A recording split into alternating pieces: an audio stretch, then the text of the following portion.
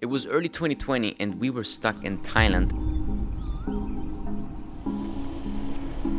So as 4 boys, we started hustling even harder. Me and my partner, we started booming in affiliate marketing, while his brother started making a lot of money in the stock market. And you would say, oh, it's easy to make money in the stock market when everything collapsed and you buy at the right time. True, but on top of that, he was actually able to find the gold nuggets. So after a year, he was plus 7 figures, something ridiculous. So I decided that I wanted to invest some money as well. And he kept teasing the idea that Alibaba was a great buy and that he was going in with a lot of money on that. So I just decided to follow, almost blindly. I mean, I checked the financials, it made sense, but I didn't really diversify. So I took $400,000 of my own money, put it on Baba, and the price per stock was like $208. And nowadays it's worth under $100 per share. So I lost more than $200,000 on this single trade. And why? Because I didn't have a solid plan. I just invested based on someone else's idea, and he didn't even tell me to buy, and I didn't diversify, and I put in too much. Instead of DCAing, dollar cost averaging, I just went all in at the same date, and I put in 400K and lost half of that. Another great mistake I did that lost me money was following some random people online telling me what crypto coins to buy back in the days. And I've been there too many times there in the past, because obviously it's very tempting to want to make 10,000% on one coin overnight, because you see these stories of people doing these types of returns. So I easily lost a couple bitcoins in 2017, which more or less were $30,000 to $50,000 in random trades, because it wasn't real investing, it was pure gambling based on buying the news and selling it before everyone else. So to sum up these first two stories out of many that I'm gonna share, the main mistake I did here was not having a precise investment plan and strategy, and just buy and sell based on opinions and emotions. And by the way, I was gambling or investing money that I could also afford losing. Of course, it's never nice to lose money, but it's not gonna drastically change my life. But I see a lot of people out there that have $10,000 in their bank account, and they take 50% of that, $5,000, and put it on some meme coin because some Twitter influencer told them to do so. And then they lose the money. And then what? Then they're screwed.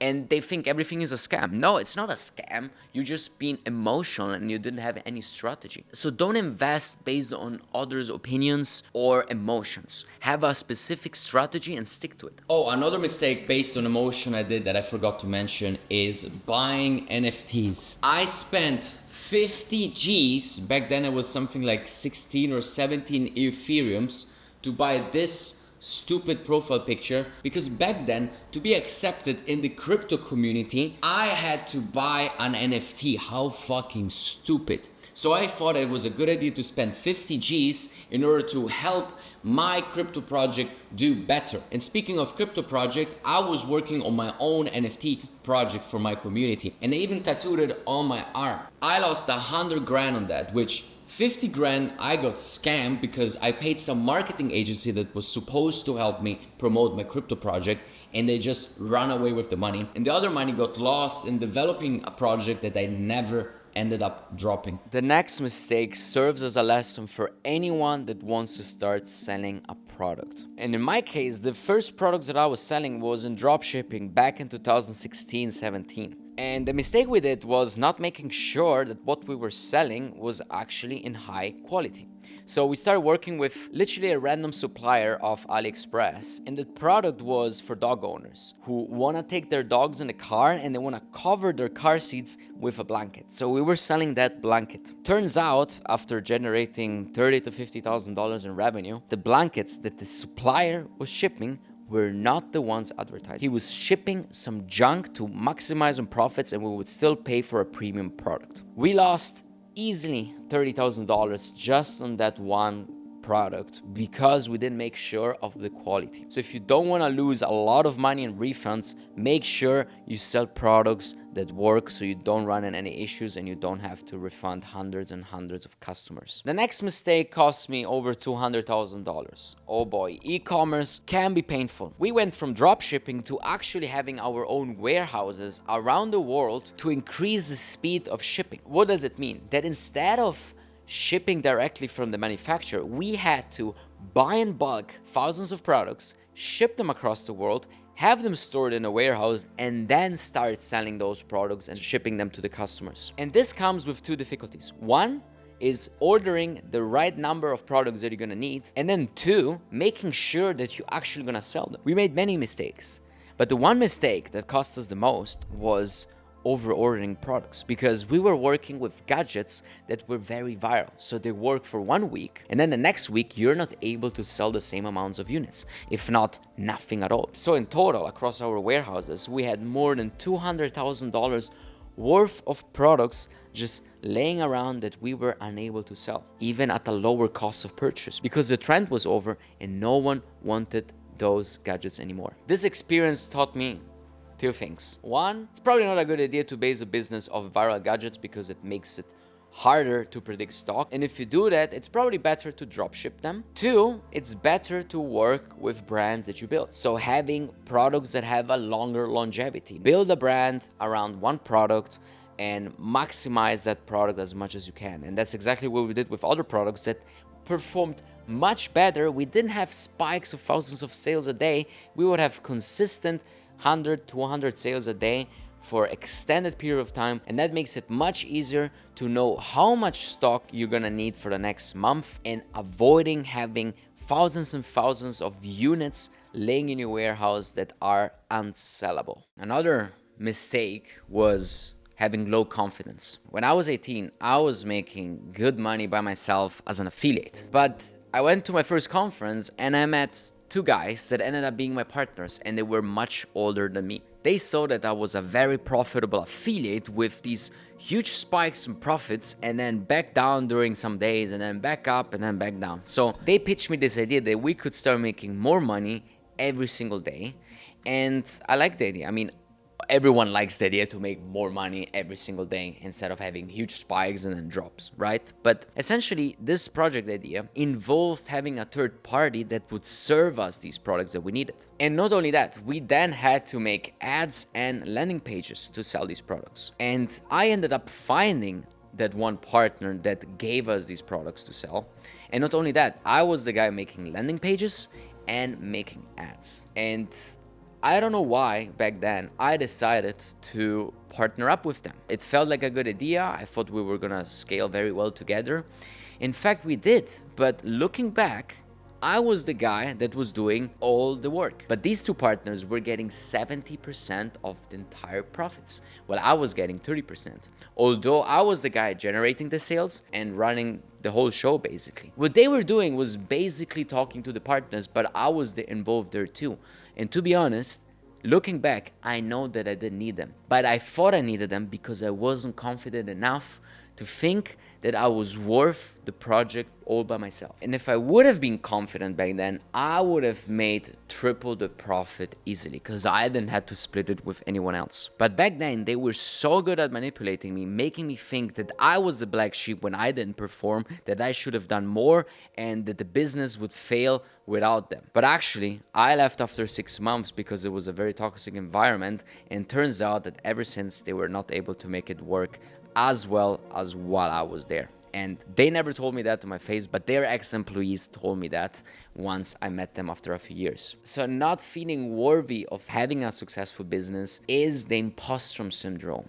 And this is a very costly mistake that I suffer myself continuously. I always tend to think that I'm not good enough in something, that I'm not good enough to do these type of videos even. It took me a lot to just get in front of the camera because I didn't think that I had it in me, or I didn't think that it was very valuable. But by sharing my videos with you guys, you made me understand the opposite. And I'm very thankful for that. But I repeated the same mistake not one time, but 2 times. In fact, I started a company right after this project with 3 friends. But as much as I liked them, back then, they were not my ideal business partners. Why?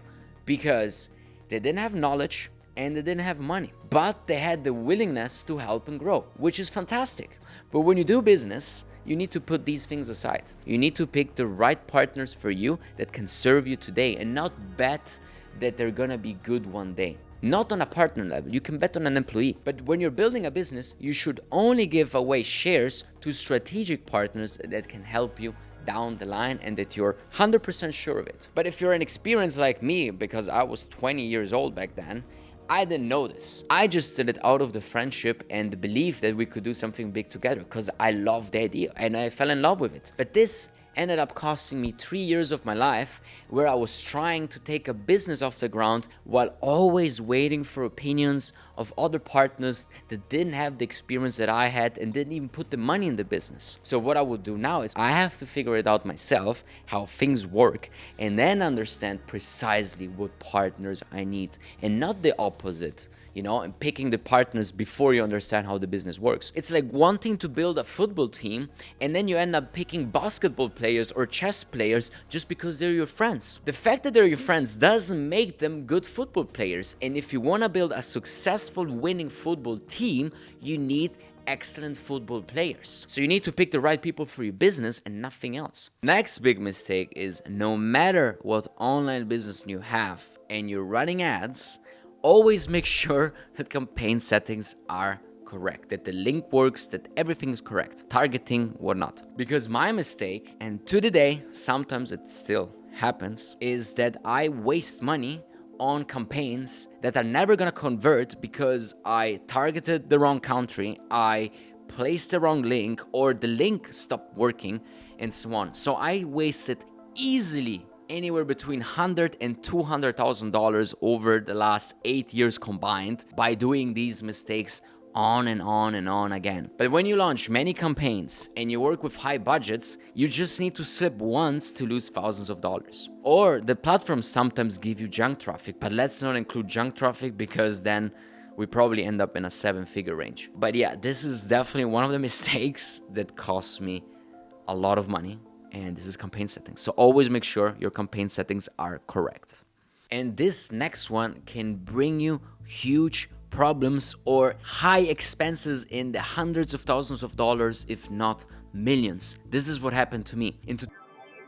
My second business started booming. But the only problem with that was that I didn't have a company set up specifically for that project. So I had two options. One, I put this money that I made in a company that has other partners that, by the way, didn't want to collaborate with me and they were very greedy during that period of time. Or two, pay a lot of taxes to cash that money in. And I ended up paying $300,000 to $400,000 in taxes because I didn't have a dedicated company where to put this project into, and I had to pay taxes basically on a personal level without getting into many details. So always have clarity over your tax setup, especially when you're expecting a huge amount of inflows coming your way. So if you're a beginner, don't really worry about this. Worry first on how you can make $1,000, $2,000, $5,000 profit, and then start understanding how you're gonna end up paying taxes if you have to. But if you're more experienced and you're expecting a huge amount of money coming your way, always be prepared. Because my mistake was to know that it was going to happen at some point, but not taking action earlier and not setting up the necessary meetings with accountants and international lawyers. That brings me to the next mistake, working with lawyers that don't have your best interests at heart. I had a problem with my partner, not directly with my partner, but we had a problem that we had to solve together. And it was more how to solve a financial issue without going into details that could get me in trouble. So basically, he picked the lawyers at the very first. And after a few calls with 5 of his lawyers, all getting paid $200 an hour just to show up, and 4 of them were silent in the meeting and 1 was doing the talking, I quickly understood that they were never going to offer a solution because I presented 4 different solutions with 4 different lawyers, and they would just say that that option wasn't doable. But they never proposed an alternative. And I kept pointing it out. I was like, we are working with these lawyers since 1 year to try to solve these issues. I contacted 4 to 5 different law firms. They all presented alternatives. And your law firm keeps saying that these solutions are not viable and they're not presenting a solution. So how are we going to solve this? It's been a year. I'm frustrated. I'm tired of this because a lot of energy goes into this. So how are we going to solve it? So then he decided to finally ask a second opinion to his other lawyers. And boom, in 2 hours call with the new lawyers, we went through the 5 proposed options that I offered, and we picked one. And we went through it, and it's been years now, and we had no problem whatsoever. So always get a second opinion, if not third opinion, when you have a matter to solve and you're working with accountants, lawyers, or even doctors, because you cannot rely just on one person. You need to stress that that solution is actually good, or explore the option that there are other solutions that could work to solve the specific problem that you have. During my e-commerce years, I made the mistake of wanting to do too many things, so opening up many other countries and place warehouses all around the world instead of maximizing one. And the risk of that is if we try to do many things at the same time, we end up doing nothing. And that is unfortunately the truth. So a lot of people have the opposite problem. They don't know what to do. But if you're like me, you probably don't know what to pick because you see so many options. But at the same time, we have to pick, because if we want to make something work, we need to put our full dedication, especially if we've never done it before. In fact, when I started focusing on one thing and one thing only, that's when I started making millions of dollars a month, hands down. It took me 8 months just working on that one thing, but then it blew up and it never got down until today. The lesson here is, if you want to be successful at something, stick to the one thing until you're successful. Because a lot of people out there right now, they want to become a YouTuber, then they want to launch an e-commerce, then they want to launch an agency, then they want to trade crypto. And what does this mean? That they're working on 4 different fronts. They become knowledgeable about multiple things, but they don't become great at nothing. So pick one thing and stick to it, otherwise you're gonna fail. Another thing that I'm very guilty of is forgetting money left and right. And I mean, I have bank accounts that I forget. I have crypto wallets that probably I lost access to, what I forgot that I have. I have deposits that I don't always track if I get a refund. That's why I have on a system. But even then, some things are only up to me and I still forget. Or I ordered a pair of shoes that never arrived and I don't have time to go chase it down, and because my time, I don't feel it's worth it. And for this one, I don't have really a lesson because I'm still a freaking mess and tracking my money down. But if I had to advise something, is don't be like me and keep track of your finances, or at least have someone that tracks them down for you so you don't leave thousands of dollars left and right. Because at the end of the day, it's a lot of money. Subscribe, like, comment. See you next week. Peace.